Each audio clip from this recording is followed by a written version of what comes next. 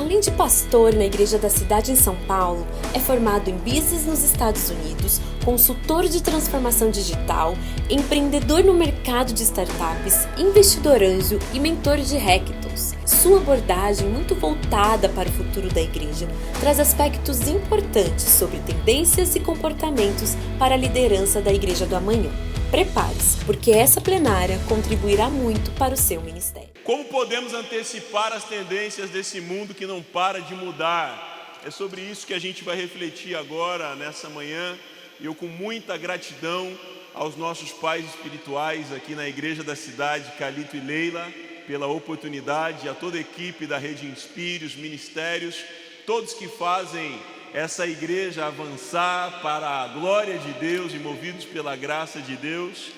Queremos entender melhor então como antecipar o futuro, as mudanças, a partir do nosso escopo, do nosso chamado, das nossas responsabilidades nesse tempo. Eu e minha esposa Tatiane estamos vivendo um ano muito especial também pela chegada da nossa primogênita, Ana Mel.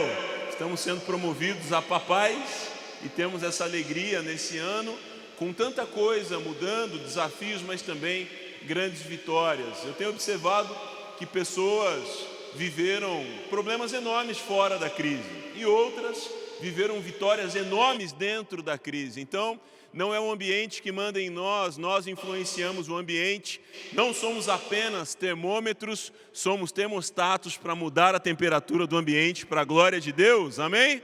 Já esquente aí o seu lugar, vamos movimentar e viver uma experiência inesquecível nessa conferência. Estamos bem na Igreja da Cidade em São Paulo, trago um abraço de todos ali também.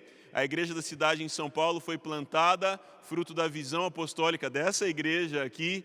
Em 2013, ela completou 8 anos e multiplicamos no último fim de semana para uma segunda localização na zona leste de São Paulo, na Penha, e agora estamos abençoando a cidade de leste a oeste, de maneira apostólica, profética e pastoral, com tantos aprendizados transculturais, que as capitais, grandes centros, as diferentes culturas e comportamentos têm a nos mostrar para que a gente possa afiar o machado, alinhar a nossa atuação e ganharmos todas as pessoas para Jesus. Durante essa mensagem, eu também vou fazer algumas conexões sobre o que eu tenho visto e vivido. O vídeo já introduziu, eu estou numa estação bivocacionada, em que eu atuo como consultor de transformação digital em grandes empresas.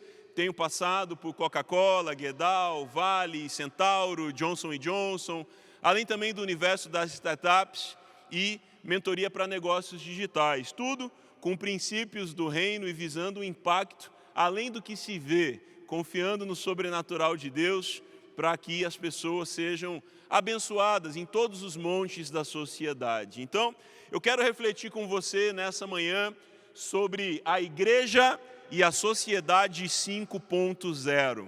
Igrejas vivas precisam fazer leitura dos tempos, como a Bíblia destacou em 1 Crônicas 12, que os filhos de Issacar eram destros, eram habilidosos na ciência dos tempos, podendo aconselhar o rei Davi sobre, por exemplo, a integração de Israel.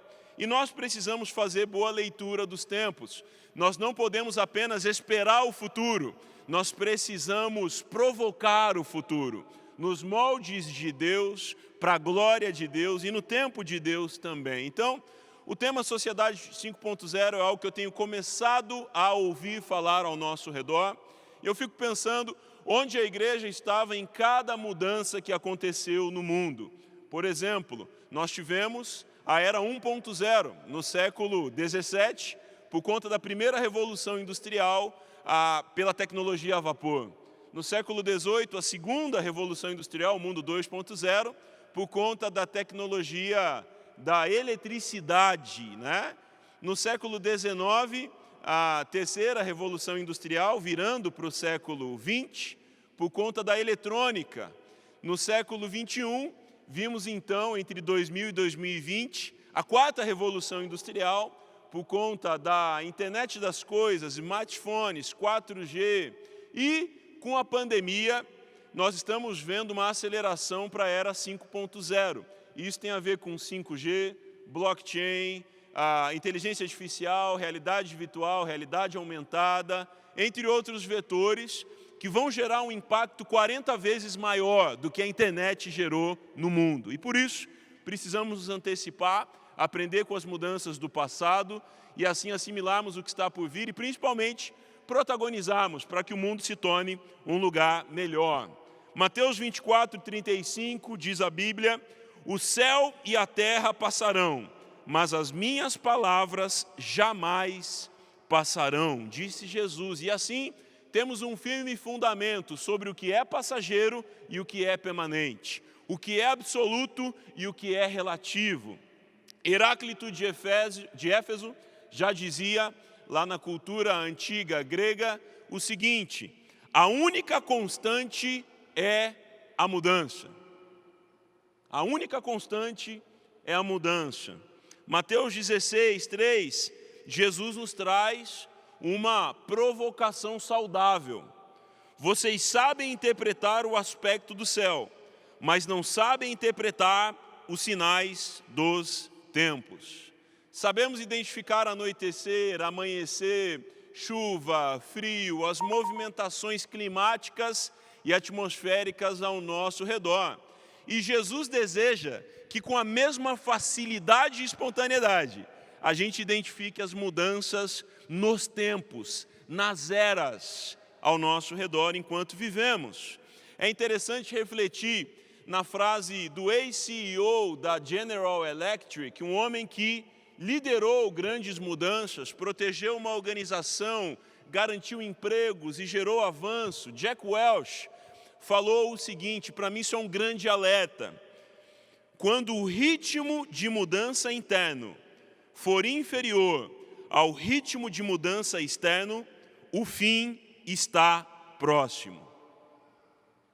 É um grande alerta para nós no século 21, sabendo o seguinte: o mundo sempre teve mudanças. A diferença é que elas estão mais rápidas e exponenciais do que nunca. São vertiginosas.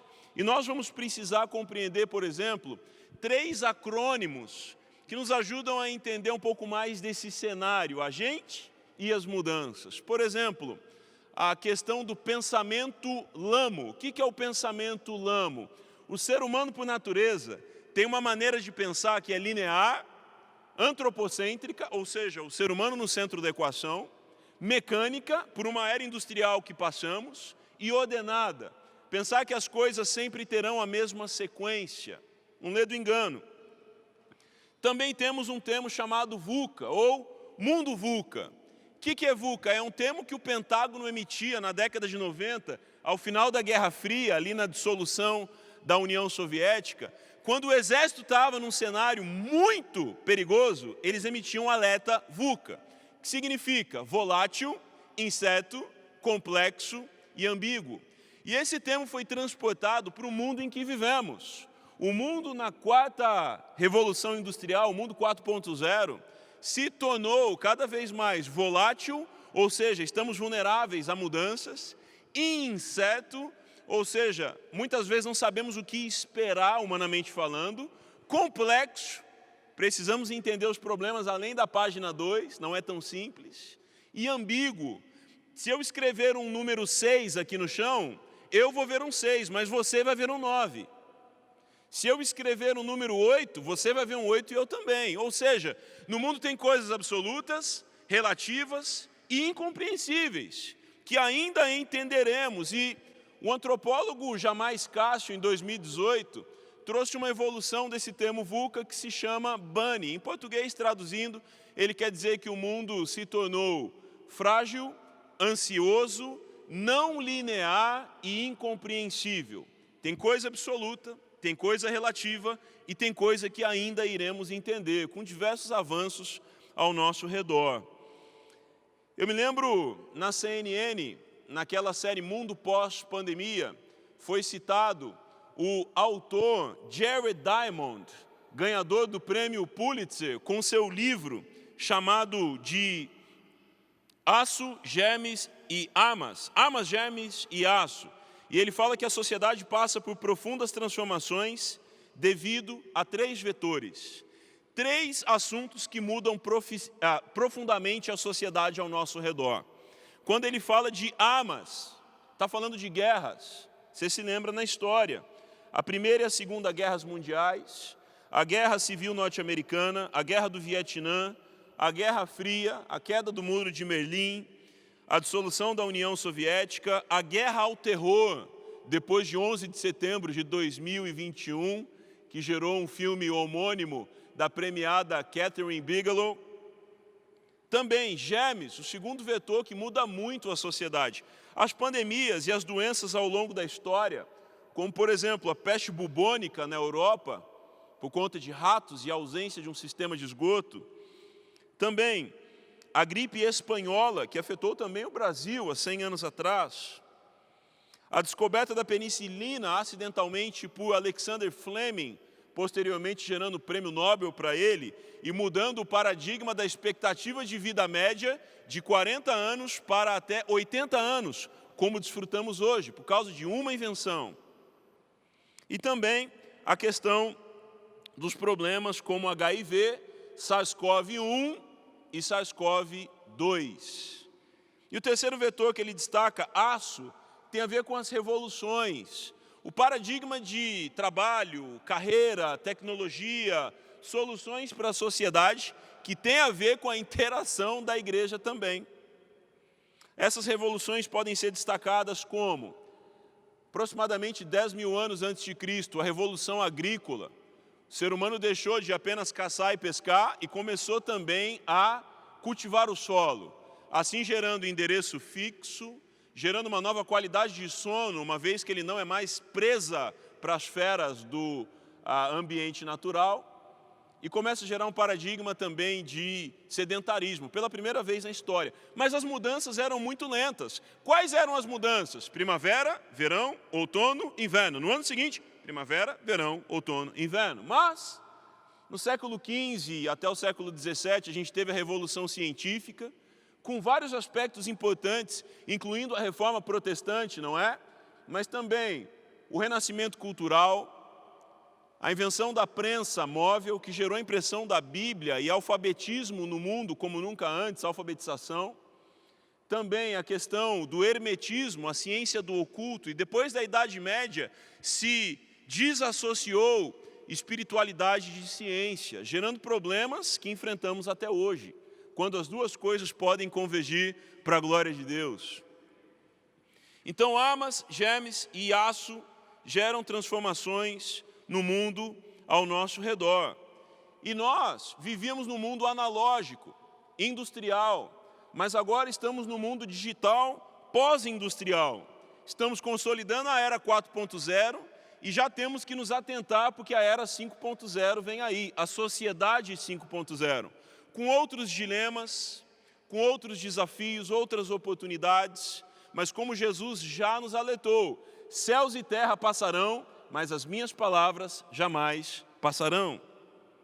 O autor brasileiro Walter Longo diz que o método que nos trouxe até aqui pode não ser o método que nos levará a partir daqui. Como algumas organizações dizem, é preciso honrar o passado e reinventar o futuro. Como os pastores em Ruanda diziam quando fomos até lá, nós estamos profetizando esperança sobre as cinzas do passado. Então, há uma habilidade necessária ao nosso redor de interpretarmos o que aconteceu e reinventarmos o que acontecerá. E igrejas vivas fazem isso, inspiradas por Deus e para a glória de Deus. Vejamos então 7 mega tendências sobre a igreja e a sociedade 5.0. Talvez valha fazer um disclaimer, um alerta antes, da diferença entre modismo, tendência e mega tendência. Modismo, passará rápido, é uma marolinha na linguagem do mar, não é? Vendo agora o surf, as alegrias e as tristezas no surf olímpico. Também, tendências duram mais e vão impactar o jeito de vivermos nos próximos anos.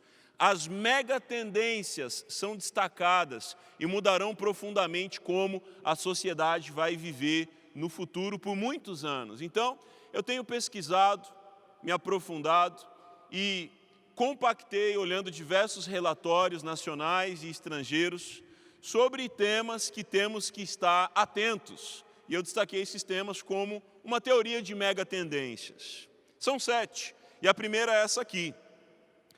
Testar é o novo planejar. Essa frase eu aprendi com o pastor Ian Lima. Quando ele consolidou essa frase, eu nunca mais precisei ouvi-la outra vez. Testar é o novo planejar. Olha o que a Bíblia diz em Mateus 17, 20. Eu lhes asseguro que se vocês tiverem fé do tamanho de um grão de mostarda, poderão dizer a este monte, vá daqui para lá, e ele irá. Nada lhe será impossível. Na era em que vivemos, temos que ter a capacidade de testar pequeno e depois expandir, escalar, arriscar num nível maior. Mas se ficarmos na etapa do planejamento, como aquele antigo, por exemplo, plano de negócios que parecia um TCC de 80 páginas, quando a gente chegava na página 80, o mundo já mudou. A sociedade já teve alguma alteração. A geração já propôs algo diferente, cringe ou outra definição que não sabíamos e vamos descobrir. Então, o nosso ritmo de planejamento precisa estar sensível ao ritmo de reação. Isso se chama ambidestria organizacional, porque a academia, preparo, é tão importante quanto a arena, um ambiente da prática. E nós precisaremos de empatia. Entendemos o que as pessoas estão sentindo. Nós falamos bastante de compaixão no ambiente cristão, mas eu diria que a empatia é uma antessala para a compaixão. No mundo em que se destaca tanto discurso de ódio, os absolutos irritam as pessoas relativistas, nós vamos precisar fluir de maneira líquida, mas com princípios sólidos. Isso é uma habilidade para tempos finais. Vamos precisar também, além da ambidestria organizacional, um ótimo planejamento, mas uma velocidade para testar isso. Prototipar, e a prototipação é um aspecto também. A gente fala assim, comece pequeno e sonhe grande. As coisas não precisam ser grandes para começarem. Ao contrário, quando começamos pequeno, detectamos os erros, as nuances, as fragilidades, podemos ajustar rapidamente e trazer uma versão atualizada. Vamos precisar também de agilidade. Eu não sei se a sua equipe está sensível à gestão ágil, mas isso tem feito a diferença em qualquer ambiente em que pessoas produzem valor, como Design Thinking, Scrum, Squad, entre outros métodos que facilitam a formação de equipes para fazermos mais com menos e em menos tempo. Eu acredito que isso é do interesse de todos, no primeiro, no segundo e no terceiro setores da sociedade. Um exemplo que eu queria trazer para você está num vídeo que vai passar no telão com o volume mudo enquanto eu vou comentando.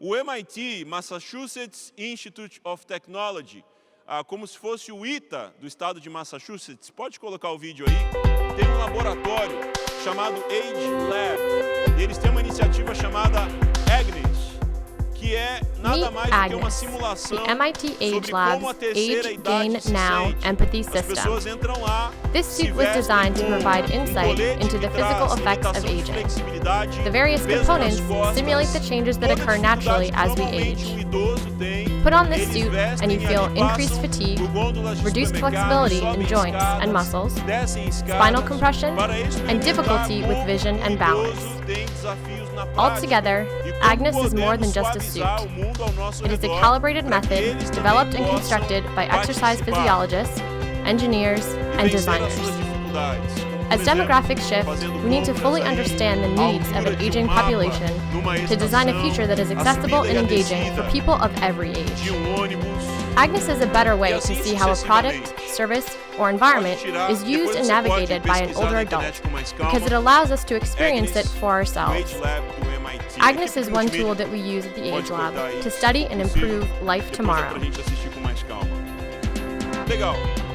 Então, se simulações para que a gente possa compreender. Eu me lembro, eu estava num evento, a Conferência Nacional de RH em 2019, e ali havia uma simulação com um colete, poderia ter trazido a foto, para que a pessoa possa se sentir como uma gestante de 7 meses, né?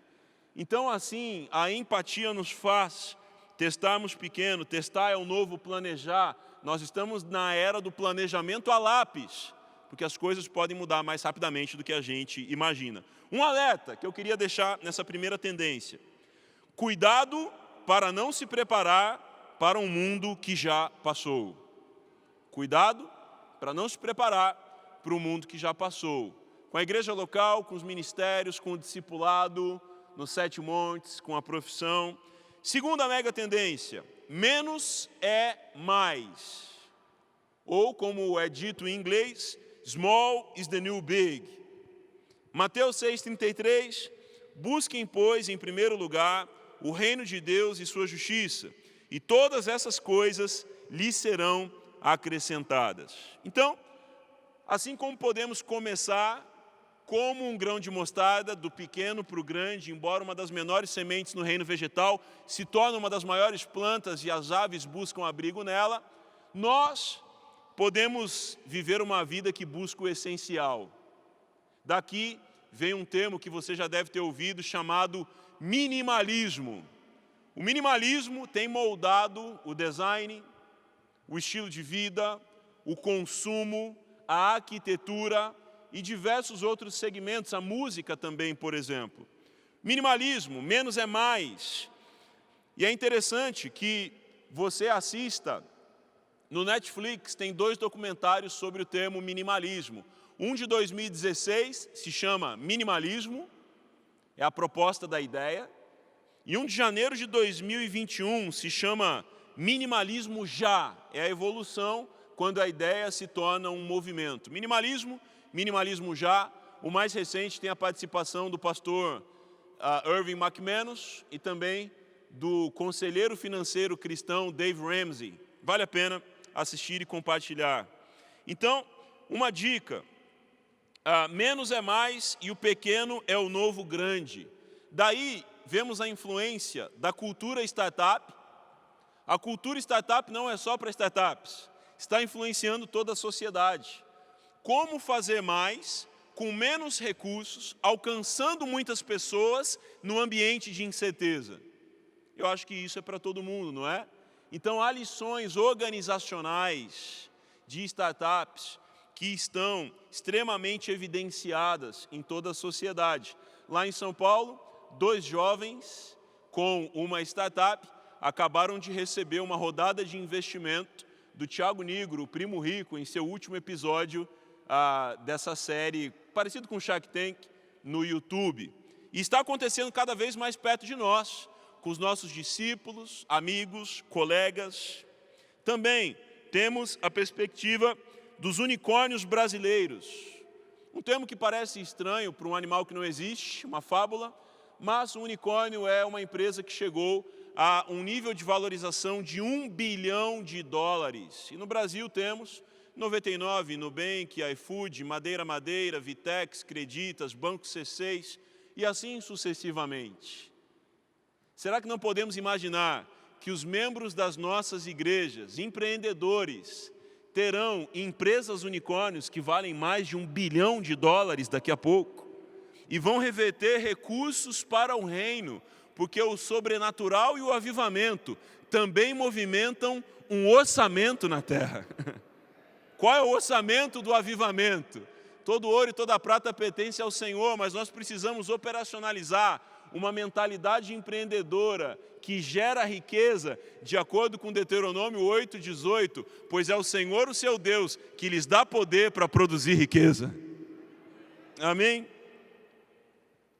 Peter Drucker, pai do management, disse: não há nada tão inútil quanto fazer com grande eficiência algo que não deveria ser feito. E isso é minimalismo de alguma maneira. De que adianta eficácia na coisa errada, né? Terceira mega tendência, a gente vai aprofundar isso no laboratório amanhã. Ultra-aprendizagem e microcarreira. O que é isso? Podemos interagir aí com Provérbios 16:16. é melhor obter sabedoria do que ouro, é melhor obter entendimento do que prata. Ultra aprendizagem e micro carreira. Precisaremos aprender cada vez mais e a nossa atuação girará cada vez mais. Isso se chama pivotar, mudar de direção sem mudar a essência. Eclesiastes 11, 2, na tradução brasileira NTLH, me impressionou quanto ao contexto da pandemia em que estamos vivendo. Olha só comigo. Empregue o seu dinheiro em bons negócios, e com o tempo você terá o seu lucro. Aplique-o em vários lugares e em negócios diferentes, porque você não sabe que crise poderá acontecer no mundo. Olha só, precisaremos aprender mais do que nunca. É um luxo, dizemos, estamos formados. Você é formado em quê? Eu estou me formando, não sou formado. Todos estamos aprendendo. Isso é um termo que se chama lifelong learning. O pessoal das nossas igrejas está ouvindo isso no ambiente externo. É o aprendizado para a vida toda, continuarmos aprendendo. Há um termo chamado microaprendizado, e nós vamos precisar ter a habilidade de aprender rápido, porque a revolução dos cursos livres está gerando uma oportunidade das pessoas aprenderem o que quiserem, onde quiserem, pelo preço que quiserem escolher, numa miríade de valores, e na profundidade que quiserem. Exemplo, existe conteúdo gratuito pago, existe conteúdo gratuito e existe conteúdo pago. E existe conteúdo gratuito melhor do que o pago. Já aconteceu comigo. Estar exposto a um bom conteúdo gratuito e pagar um conteúdo que não foi tão bom assim. E vice-versa. Bom conteúdo pago e conteúdo gratuito e relevante também. Dentro dessa realidade de ultra-aprendizagem e microcarreira, existe uma reabilitação das pessoas. Todos estão sendo treinados, retreinados. Eu me lembro que no início da pandemia, o mercado de treinamento corporativo em que eu atuo travou. Os cursos foram suspensos, adiados. Um mês depois, o mercado explodiu. Por quê? Olha que interessante. As organizações entenderam que não atualizar as pessoas seria mais caro do que atualizar as pessoas. Como já ouvimos de alguma forma no passado. Se você acha a educação cara, experimente o preço da ignorância. Ou seja, a atualização, a adaptabilidade, o profissional em forma de ter. Temos no ambiente da sociedade o profissional em forma de ir, a pessoa capacitada em forma de ir. Ela tem uma habilidade profunda, ela sabe fazer poucas coisas muito bem. E a pessoa abrangente, domina diversos temas, mas sem profundidade. O que a gente precisa? De um terceiro perfil. Pessoas que têm profundidade e abrangência. Todo mundo será assim? Não. Mas as pessoas que gerarão diferenciação na sociedade terão essa característica. Habilidades em forma de ter. Então, precisamos de uma atualização na aprendizagem. A educação formal, a academia não conseguirá propor isso. As pessoas precisarão de um termo que tem destacado nos últimos meses. Andragogia. Depois da pedagogia vem a andragogia, que é a própria pessoa saber o que ela precisa aprender e intensificar nisso, procurando professores, mentores, métodos e o desenvolvimento na ótica pessoal. É um protagonismo de aprendizado também. E existe um termo chamado STEM, que são as oportunidades na sociedade de ciência, tecnologia, engenharia e matemática. Mas agora esse termo mudou para STEAM, com a letra A. Por quê? Ciência, science, tecnologia, engenharia, artes e matemática. Porque a criatividade e a capacidade de dar visual, um atributo artístico às coisas, é um grito desesperado, necessitado na sociedade também. E que tal as pessoas do reino de Deus fazerem isso para a glória de Deus lá fora também? Em 1970, o autor Alvin Toffler escreveu o seguinte: os analfabetos do século XXI não serão aqueles que não sabem ler e escrever, mas aqueles que não sabem aprender, desaprender e reaprender. Você lembra que na década de 90, haviam muitos programas de alfabetização solidária. Minha escola, por exemplo, no sábado, era usada para alfabetizar. Mas o analfabetismo é um problema cada vez menor. E na década de 90, quem não sabia ler, não conseguia fazer um Senai, uma escola técnica, teria os empregos de menor remuneração e extremamente braçais. Só que é um problema cada vez menor. Qual é o problema equivalente no século XXI ao que era a analfabetização no século XX? Não saber desaprender, aprender e reaprender. Como disse Alvin Toffler. Ele escreveu isso em 1970 e no século XXI podemos identificar que isso se tornou verdade. Quarta mega tendência, realidade mista e metaversos. Interessante que tudo se discerne espiritualmente. Lucas 8, 17 diz, porque não há nada oculto que não venha a ser revelado, e nada escondido que não venha a ser conhecido e trazido à luz. Vamos aumentar como sociedade as interações em realidade virtual, realidade aumentada e novos modelos de organizações. Riscos como deepfake, uma habilidade tecnológica de alterar o rosto de uma pessoa num vídeo, podendo incriminá-la e difamá-la. Isso não é só um aplicativo engraçado, isso é um perigo, que quanto mais a tecnologia evolui, mais esse risco de fraude e difamação poderá acontecer. E a sociedade vai precisar se preparar para isso. Eu trouxe aí algumas imagens também que mostram sobre metaversos e a realidade virtual / realidade aumentada. Por exemplo, as estações de trabalho e as videochamadas não acontecerão apenas no aplicativo como o Zoom ou o Google Meet. O óculos de realidade virtual vai permitir que as pessoas tenham um ambiente 4D, menos cansativo, em que elas possam ter uma área de trabalho virtual ao seu redor, como se ela estivesse no escritório. Assim, talvez poderemos vencer a fadiga de Zoom, que é esse cansaço que a videochamada causa nas pessoas, e já estamos percebendo isso, não é? Um outro fator que me impressionou, a Louis Vuitton fez uma parceria com o jogo League of Legends, que muitos dos nossos jovens estão jogando, e os seus estilistas precisam agora entender de moda digital para lançarem as roupas no ambiente do jogo, e as roupas mais vendidas no ambiente do jogo se tornam roupas materiais. Ou seja, eles testam no digital, faturam e lucram no digital e depois transportam isso para o presencial. Seus estilistas não entendem apenas de tecido, mas de comportamento, novas gerações e também dos metaversos, como League of Legends, Free Fire, Roblox, Minecraft, entre outros. E as experiências online vão se tornar cada vez mais assim. O Facebook anunciou essa semana que se tornará um metaverso. Não é você acessar uma página de e-commerce chapada, reta.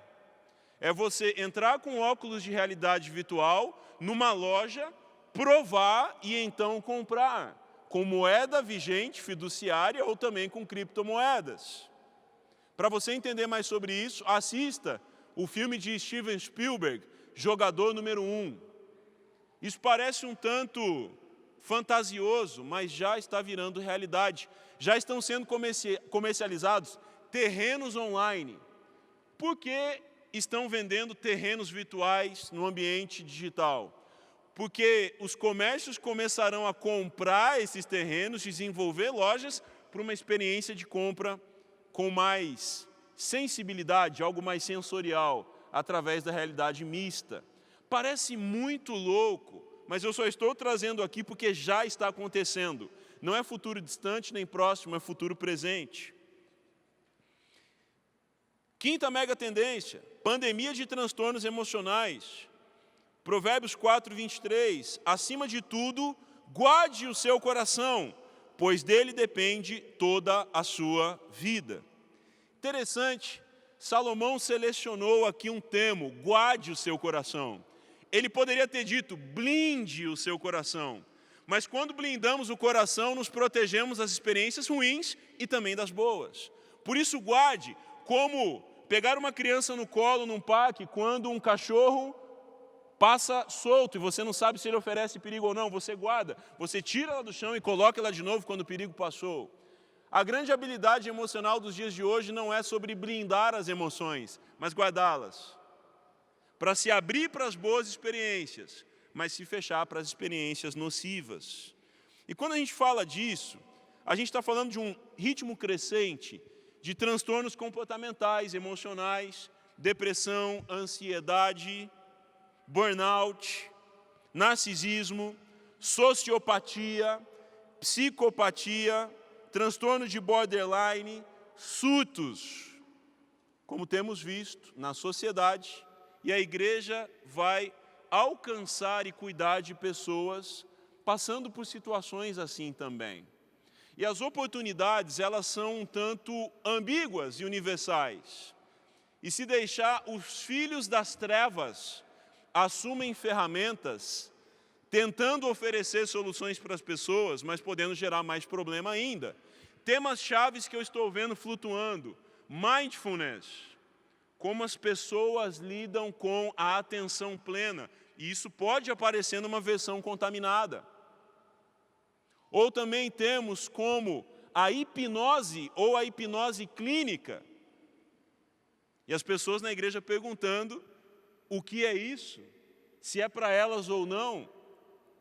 Soluções diferentes vão aparecendo e precisaremos de preparo, princípios e alinhamento para resgatarmos essa pandemia de transtornos emocionais que está acontecendo. Sexta e penúltima mega tendência: finanças descentralizadas e bens digitais. Isso tem muito a ver com o nosso dia a dia. Olha o que diz aí o texto em Deuteronômio 8:18, como eu já citei. Mas lembrem-se do Senhor, do seu Deus, pois é Ele que lhes dá a capacidade de produzir riqueza, confirmando a aliança que jurou aos seus antepassados, conforme hoje se vê. É interessante. O normal é prepararmos pessoas para serem bons funcionários, mas o necessário é prepararmos pessoas para serem bons empreendedores, investidores, multiplicadores, líderes, chefes, presidentes, diretores. Qual é a última vez que preparamos alguém para ser gestor de um fundo de investimento bilionário? Eu quero te dizer que os dias disso acontecerem estão mais próximos em todas as nossas realidades. Mas nós precisaremos de um olhar um pouco mais profundo sobre o seguinte: temos um ímpeto por economizar. Economizar, economizar, economizar. E embora economizar seja prudente, economizar seja plausível, economizar não é uma habilidade espiritual. Mas, de acordo com Deuteronômio 8:18, o Senhor Deus nos deu poder para produzir riqueza. Qual o paradigma que eu vejo? Pessoas dedicando 80% da sua força para economizar, 20% da sua força para produzir riqueza. Sabe o que é poderoso? Quando invertemos isso. 20% da sua força para economizar, porque é importante, mas 80% da sua força para produzir riqueza, seja ela monetária, intelectual, tangível ou intangível. Isso revoluciona as finanças de um povo.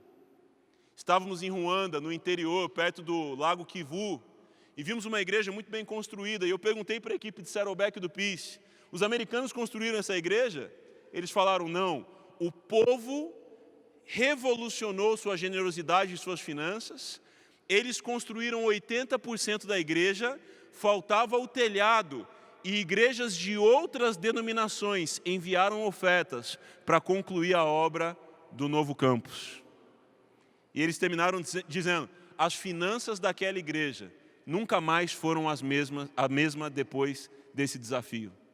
As finanças mudaram, a capacidade de produzir riqueza foi acessada e multiplicada. E a Bíblia não coloca limite para isso.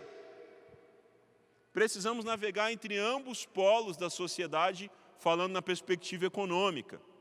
Mas precisamos entender que algumas cifras no mundo estão ganhando um zero extra. A inflação é cruel no país em que vivemos. Mas eu queria dizer que a inflação não aumenta só os custos, mas também as possibilidades de ganho, de multiplicação ao nosso redor.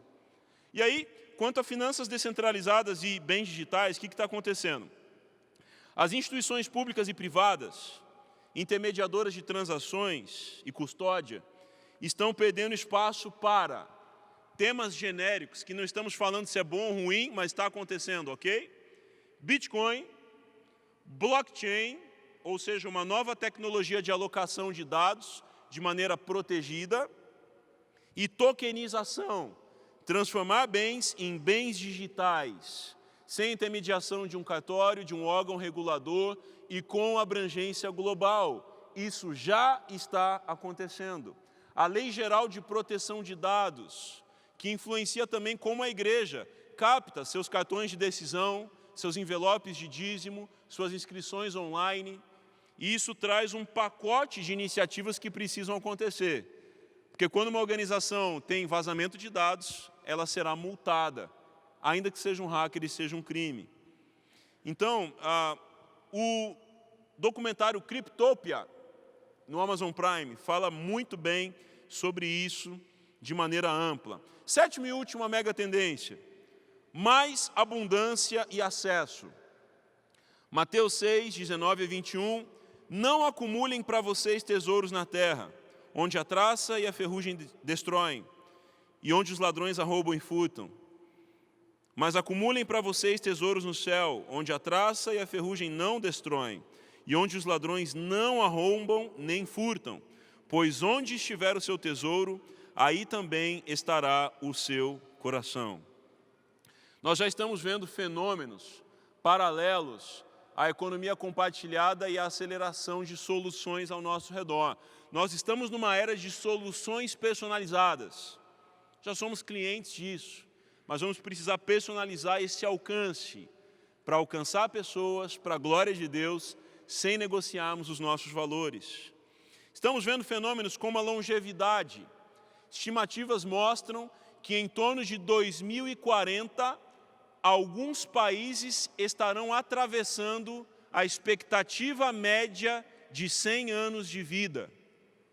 Lembra do que eu falei? 40 antes da penicilina, 80 nos dias de hoje. Isso pode passar, na metade desse século, de 100 para 120 anos. Como falaremos sobre casamento, carreira, aposentadoria, se é que existirá aposentadoria? Plataformas, assinatura, a economia da recorrência, pegada ecológica, a questão de carbono zero, que envolverá todas as organizações da sociedade, seja num polo industrial, seja numa região rural, seja numa capital. As pessoas estão sensíveis sobre como lidamos com o meio ambiente, com o verde, com a atmosfera, com a água, com o descarte de lixo, com os animais. Dizemos normalmente, pega isso aqui e joga fora. Joga fora onde? É o mesmo planeta em que estamos. Não existe jogar fora. A gente joga onde a gente está também. Então esse é um assunto de extrema sensibilidade, mas o autor Peter Diamandis fala sobre a teoria da abundância. Um livro que se chama Abundância e fala: o futuro é melhor do que você imagina. Abundância, o futuro é melhor do que você imagina. E a Lei Geral de Proteção de Dados, como eu já mencionei aqui na sexta mega tendência. Eu quero concluir com o que o matemático alemão Klaus Miller respondeu quando foi perguntado: professor, quando é necessário mudar? E ele respondeu: antes que seja necessário. Quando é necessário mudar? Antes que seja necessário. Não mudar por mudar, não mudar para piorar, mas entender que a mudança é mais eficaz antes que ela seja necessária. Eu me lembro uma vez, estava no estádio de futebol, e alguém estava vendendo capa de chuva. Capa de chuva, R$2, capa de chuva, R$2. Começou a chover. No que começou a chover, o vendedor mudou de discurso. Travou uma batalha com Mamon. Capa de chuva, R$8, capa de chuva, R$8. Eu falei, meu, isso foi mais rápido do que o dólar, do que o barril de petróleo. Porque a melhor hora para comprar a capa de chuva era antes de começar a chover. Então, muitas mudanças serão melhores antes que elas sejam necessárias. A onda só pode ser surfada antes dela quebrar. Efésios 5,16. Portanto, tenham cuidado com a maneira como vocês vivem, e vivam não como tolos, mas como sábios, remindo o tempo, porque os dias são maus. Essa palavra remindo vem do grego exagorazo, que quer dizer redimir, libertar, comprar com um alto preço. Ou seja, Jesus na cruz venceu a morte, mas também venceu a pressão dos tempos, para que possamos remir nas eras, salvar pessoas, transformar a sociedade num lugar, porque os tempos são maus, mas Deus é bom. Amém? Remindo o tempo, porque os dias são maus. Não é apenas sobre aproveitar as oportunidades, é sobre transformarmos os tempos. Ser profeta não é apenas prever o futuro, é provocar o futuro. Diga para esse vale de ossos secos que tem a vida.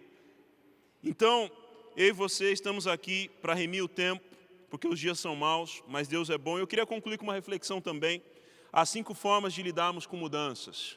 5 R's. A primeira é rejeitar, que pode levar ao negacionismo, uma maneira de se defender das mudanças que estão acontecendo. Segunda é rotular, menosprezar, tratar de forma pejorativa, para não ter que lidar com a mudança, mas ela continua acontecendo. Terceiro R, reagir, mudar depois que a mudança já aconteceu. Pode ser tarde demais.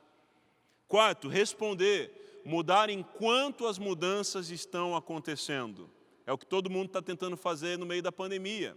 É o que todo mundo está tentando fazer entre as gerações, entre o comportamento emergente econômico, entre a influência das capitais, dos 7 montes, a forma de viver nos bairros, nos centros, ou descentralizar isso por conta do home office.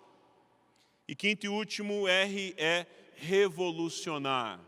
Tem a ver com liderar as mudanças, conduzir as transições, provocar as transformações.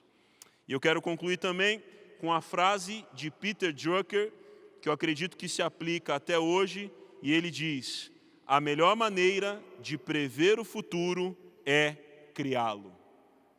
Feche seus olhos, eu quero orar com você por um instante.